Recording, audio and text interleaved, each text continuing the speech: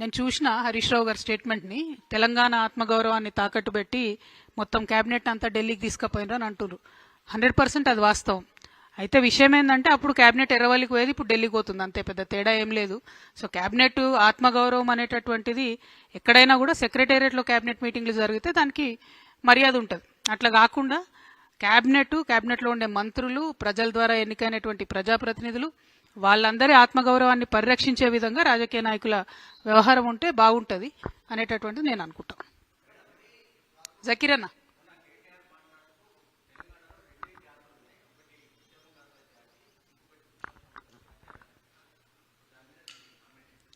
Hundred percent మరి ఉద్యమ ద్రోహులు ఎవరన్నది ప్రజలు నిర్ణయిస్తారు ఫ్యూచర్లో. ఎందుకంటే ఉద్యమానికి ద్రోహం చేసేటటువంటి వ్యక్తులందరినీ పక్కన పెట్టుకొని మాట్లాడుతున్నది ఎవరు, ఉద్యమకారులతో పాటు ప్రయాణం చేస్తున్నది ఎవరని ప్రజలు గమనిస్తూనే ఉన్నారు కదా అన్న రోజు. ఆయన కేటగిరైజేషన్ చేస్తే, వారు కేటీఆర్ గారు కేటగిరైజేషన్ చేస్తే కేటగిరైజేషన్ జరగదు కదా, ప్రజలు చేస్తారు కేటగిరైజేషన్ అన్నది. ప్రజలు గుర్తిస్తారు ఎవరు ఉద్యమకారులు, ఎవరు ఉద్యమ ద్రోహులు అన్నది.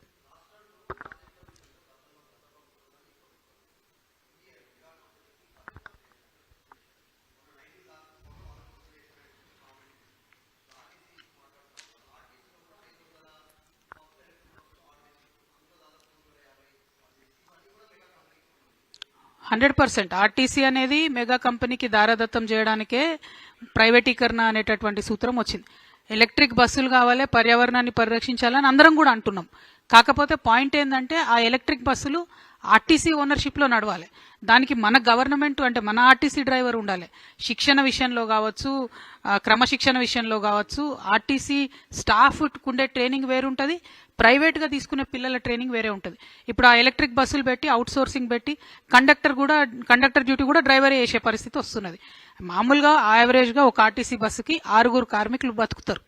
ఈ గవర్నమెంట్ వచ్చినాక ఏం చేసింది, ఆ రేషియోను 3కి తగ్గించింది. అంటే చాలా వేగంగా ప్రైవేటీకరణ వైపు వెళ్తున్నది.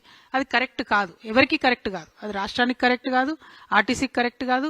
పర్యావరణాన్ని సరిచేయాలనుకుంటే మన ఓనర్షిప్ అనేటటువంటిది ఎలక్ట్రిక్ బస్సులది గవర్నమెంట్ దగ్గర ఉండాలి. ఎందుకు అద్దెకు తీసుకుంటున్నారు, ఆ అద్దెకు ఉండే కండిషన్లు ఏంది, మళ్ళీ ఎప్పుడు ఇస్తారంటే అల్టిమేట్గా ప్రైవేట్ వ్యక్తులకు, ప్రైవేట్ సంస్థలకు లాభం చేస్తున్నారు అనేది క్లియర్గా తెలుస్తున్నది. Thank you. అది తప్పు. యాక్చువల్లీ మంచి టాపిక్ గుర్తు చేసినావు బ్రదర్. జేఎన్యూఆర్ఎం అనే స్కీమ్ ఉంటుంది. దాంట్లో ఒక్కొక్క బస్సుకు 36 లక్షలు గ్రాంట్ వస్తుంది.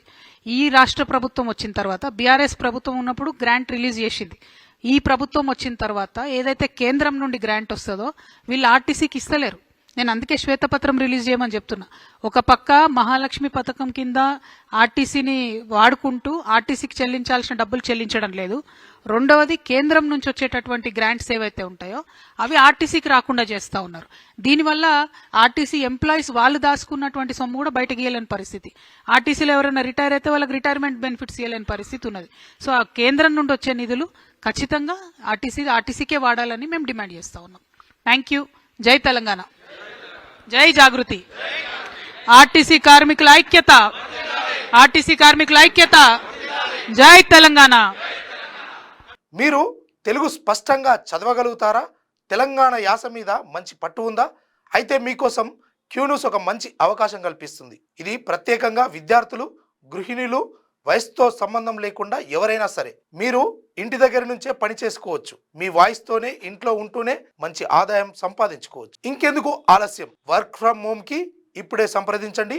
మా నెంబర్లు 8688926084, 8143001981.